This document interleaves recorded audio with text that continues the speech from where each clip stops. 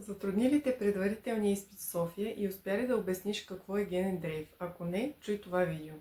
Генният дрейф е процес, при който честотата на различни гени в една популация се променя случайно, а не защото тези гени са по-добри или по-полезни.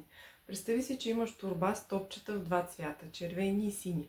Ако на случайен принцип извадиш няколко топчета, може да се окаже, че извадените са повече от единия цвят, отколкото от другия, просто по късмет. По същия начин в природата понякога определени гени стават по-чести или по-редки, не защото дават предимство, а просто случайно. Това явление се наблюдава най-силно при малки популации.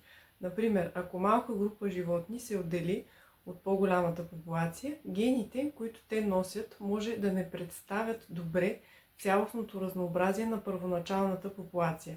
И с течение на времето това може да доведе до значителни различия. Генетичният дрейф не е същото като естествен отбор. При естествения отбор по-добрите гени се запазват, защото помагат за оцеляване. При генния дрейф обаче всичко се случва по случайност, без значение дали генът е полезен или не. Кажи ми, знаеш ли какво може да доведе до настъпването на генен дрейф?